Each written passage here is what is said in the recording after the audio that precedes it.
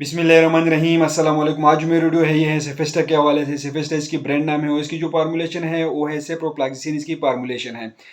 ये टेबलेट्स के फॉर्म में आती है, सिरप के फॉर्म में आती है और इन्फ्यूजन के फॉर्म में आती है। टेबलेट जो है ये 250 mg की पोटेंसी में और 500 mg की पोटेंसी में होती है और इस तरह सिरप जो है ये 125 mg की पोटेंसी में और 250 mg की पोटेंसी में होती है और इन्फ्यूजन जो है ये 200 mg फॉर 100 ml में ये आती है।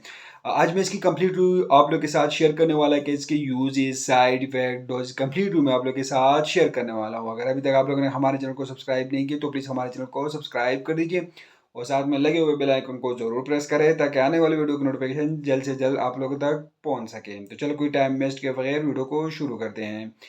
इसकी इस्तेमाल की जाती है, सेफेस्टा की इस्तेमाल की जाती हैं। इसको पेशाब के रास्ते के इन्फेक्शन में इसका इस्तेमाल किया जाता है। हड्डियों और जोड़ों के इन्फेक्शन में इसका इस्तेमाल होती है। निज़ाम तनफ़ुस और निज़ाम हराज की शदीद इन्फेक्शन में इसका इस्तेमाल की जाती है। जल्द और सॉफ्ट टिश्यूज़ के इन्फेक्शन में इसका इस्तेमाल की जाती है। इस दवा को जरासीमी पैचेस में इसका इस्तेमाल किया जाता है। ये दवा ग्राम नेगेटिव के खिलाफ काम करती है और ग्राम पॉजिटिव के खिलाफ ये काम नहीं करती है। इसको डायरिया के लिए इसका इस्तेमाल की जाती है, पेचिस के लिए इसका इस्तेमाल की जाती है, टाइफाइड में इसका इस्तेमाल किया जाता है। ये एक किस्म के एंटीबायोटिक है जो कि मुख्तलिफ़ किस्म के इन्फेक्शन के लिए इसका इस्तेमाल किया जाता है। ये छोटे बच्चों में भी इसका यूज़ होती है और बड़ों में भी इसका इस्तेमाल किया जाता है।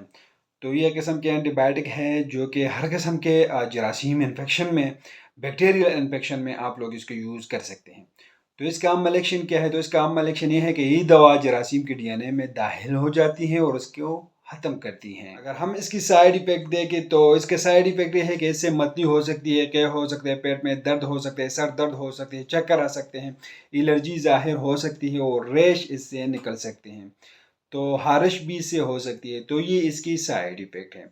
तो ड्रग इंट्रैक्शन के बारे में बात करें तो एंटी एसिड के साथ इस्तेमाल करने से सेप्रोफ्लैक्सिसिन जो फार्मूलेशन है इसकी मकदार कम जज़ब होती हैं, इसलिए आप लोग इनको इकट्ठे इस्तेमाल ना करें।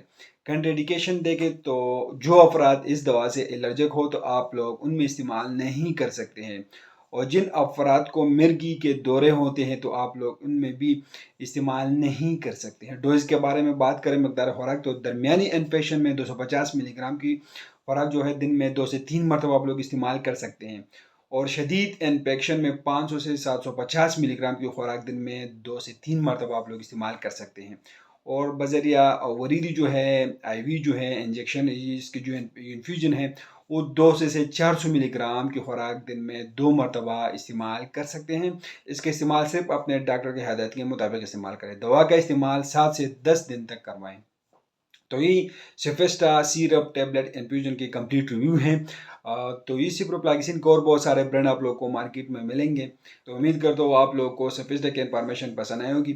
अगर आप लोग इसको इस्तेमाल कर रहे हो तो पहले अपने डॉक्टर से ज़रूर मशवरा करें, उसके हदायत के मुताबिक इस्तेमाल करें। हम आप लोग ऐसे मालूमात इन्फॉर्मेटिव वीडियो बना रहे हो, ये भी एक मालूमात इन्फॉर्मेटिव वीडियो है। तो आप लोग को वीडियो कैसे लगी हमें कमेंट करें, हमारे वीडियो को लाइक करें, चैनल को सब्सक्राइब कर दीजिए, हमारे फेसबुक पेज को लाइक करें, टिकटॉक अकाउंट को जरूर फॉलो करें। हमें इजाज़त दीजिए। अल्लाह हाफिज़।